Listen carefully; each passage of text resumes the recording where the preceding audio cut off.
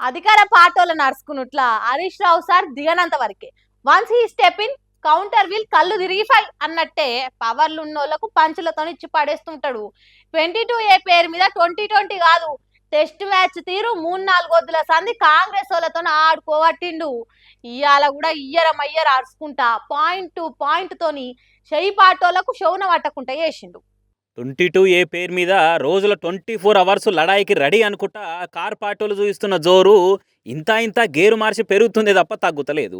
జనాలు భూములు పోతున్నాయని ధర్నాలు చేసే వరకలా కబ్జా పెట్టిన వాళ్ళే ధర్నాలు చేస్తున్నారు అనుకొచ్చిన సీఎం రేవంత్ రెడ్డి మాటల మీద గరమైతుంటా గట్టిగానే అరుచుకుంటూ ఇట్లా మాజీ మంత్రి హరీష్ రావు సారు ఎవరు సీఎం సారు కబ్జాదారులు అని అనుకుంటా ఇక్కడికి వచ్చిన మీరంతా కబ్జాదారుల ఇలా ఈ ప్రజలు కాదు కబ్జాదారులు, ప్రభుత్వమే కబ్జాదారుడిగా మారింది. ప్రజల ఆస్తిని రాత్రికి రాత్రి నిషేధిత జాబితాలో పెట్టి ఈ ప్రభుత్వం కబ్జాదారుడిగా మారింది తప్ప రేవంత్ రెడ్డి గారు ఇక్కడికి వచ్చినటువంటి ప్రజలు కాదు కబ్జాదారులు, నువ్వే కబ్జాదారుడిగా మారినవు. పోయిన దీపావళి అప్పుడు పొంగులేటి సార్ మాట్లాడుకుంటా ప్రతిపక్షాల మీద బాంబులు వెళ్తే జల్దీనే అన్న ముచ్చట ముంగటేసుకుంటా మంత్రి సార్ కూడా సుర్రమనిపించే తిరుసురుకులు అంటించింది. ఇట్లా అయ్యే బాంబులు వల్లే అన్ని తుసు బాంబులు అయినాయి, కానీ ఇప్పుడు బాంబు వేసిండు, 22A బాంబు వేసిండు, ప్రజల మీద వేసిండు, ప్రతిపక్షాల మీద వేయలే గాని ప్రజల మీద మాత్రం 22A బాంబులు వేసిండు. నేను ఇది ప్రశ్నిస్తే నన్ను వ్యక్తిగతంగా విమర్శించే ప్రయత్నం చేస్తున్నారు, వ్యక్తిగతంగా రేవంత్ రెడ్డి టార్గెట్ చేసే ప్రయత్నం చేస్తున్నాడు. దానికి భయపడతామా? మళ్ళీ మాట్లాడితే మంత్రి పొంగులేటి సీఎం రేవంత్ రెడ్డి ఏమంటారు, మాకు రియల్ ఎస్టేట్ తప్ప ఏం తెలియదని మాట్లాడతారు కదా, మరి తెలిసిన వాళ్ళు ఈ తీర్ల పబ్లిక్ ను తిప్పలు పెట్టేదా అని అనుకుంటా. నీకు రియల్ ఎస్టేట్ తెలుసు కావచ్చు మీ ఇద్దరికి, కానీ బీఆర్ఎస్ నాయకులకు ఉద్యమాలు తెలుసు, పోరాటాలు తెలుసు, మీ మెడలు వంచి ప్రజల పక్షాన నిలబడడం కూడా మాకు తెలుసు. మిమ్మల్ని ఇచ్చిపెట్టే ప్రశ్న లేదు. ఇప్పటికే 22A పేరు మీద బ్లాక్ లిస్టుల పేరు వచ్చిన భూములున్నోళ్ళుండి తెలంగాణ భవన్ కు కూడా పోయి గోడు చెప్పుకొని న్యాయం చేయరు సార్లు అనబట్టే, ఇంకో దిక్కు బీఆర్ఎస్ లీడర్లుండి బరాబర్ కొట్లాడుడే తగ్గేదే లేదనుకుంటా జనాల కాడికి కూడా వచ్చి జంగు చేయనివట్టే. మరి రోజు రోజుకు పెరుగుతున్న పంచాయత్ జయంగా పబ్లిక్ కోసం ఆలోచన చేసే ప్లాన్ ఉన్నా లేకున్నా గానీ రేపు వచ్చే GHMC ఎలక్షన్లల్లా ఎఫెక్ట్ పడుతుందన్న భయానికన్నా సర్కార్ ఏమైనా ఆలోచన చేస్తుందేమో చూడాలిగా. చిన్న పిల్లలు అయ్యవల మీదనే కేసులు పెడుతున్నారు. బఠాని గింజంత భయం లేకుండా పోలీస్ స్టేషన్ మెట్లెక్కుతున్నారు. ఇక అసోంటిది సర్కార్ తప్పులు చేసి తూకుంటారా? సాదుతున్న అయ్యవలైనా సర్కార్ నడుపుతున్న మంత్రులు ముఖ్యమంత్రులైనా మాకొక్కటే అన్నట్టు లొల్లికి దిగుతున్నారు. ఇగో ఈ 6 ఏళ్ల చిన్న బుజ్జి చూడుండ్రి బీహార్ రాష్ట్ర సర్కార్ను ఏ తీరుగా ఆడుకుంటున్నదో.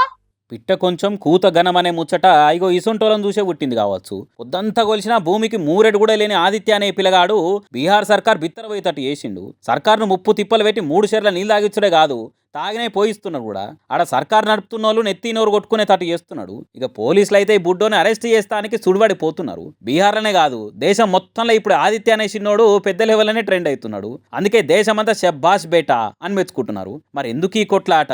ఈ చిన్న పిల్లగాని పోలీసులు అరెస్ట్ చేయవలసిన అవసరం ఏమొచ్చిందనంటే బీహార్ పబ్లిక్ సర్వీస్ కమిషన్ కొలువుల కోసము పెట్టిన పరీక్షలలో గోల్మాల్ జరిగిందట. అందుకే పిల్లలు నిరుద్యోగులు రోడ్లెక్కిర్రు. అగో వాళ్ళతోని 6 ఏళ్ల ఆదిత్య అనే బుడ్డోడు కూడా ఎక్కి ఏకదం ప్రశ్నిస్తున్నాడు. బీజేపీ సర్కార్లకు ఇంత అవినీతి జరిగినందుకు దేశ ప్రధాని మోడీ బీహార్ సీఎం సామ్రాట్ చౌదరిలు రాజీనామా చేయాలని పోస్టర్ పట్టుకొని లోనిలో కలిసిందట. అగో అందుకే పోలీసులకు కోపం వచ్చి అరెస్ట్ చేసే ఉపాయం చేసిర్రు. కానీ అక్కడనే ఉన్న మీడియా లైవ్ ప్రోగ్రామ్ పెట్టినట్టు వీడియోలు తీసి విడుదల చేసుడుతోని అంత ఆగమాగమైంది. ఇక అప్పుడు ఈ బుడ్డోడు మాట్లాడిండు కదా అంటే అబ్బో మీరైనరి. जेल भी जाने का मुसीबत आ जाए तो जाएंगे, गोली भी चलेगा तो खाएंगे, पर भ्रष्टाचारी सरकार को उखाड़ देंगे। भैया का मांग क्या है? भैया लोग का मांग यह है कि बीपीएससी का पेपर लीक क्यों हुआ, वापस से परीक्षा लिया जाए। आपका तो उम्र स्कूल जाने का था, आप आ गए हैं प्रोटेस्ट में। अभी हम बच्चा है, हम बढ़ाएंगे, कहीं पता चले भ्रष्टाचारी सरकार मेरा भी पेपर लीक करवा दे। నేనేం తప్పు చేసినా? నా ప్రశ్నలకు సమాధానం చెప్పే తెలివి లేక నన్ను అరెస్ట్ చేస్తున్నారు.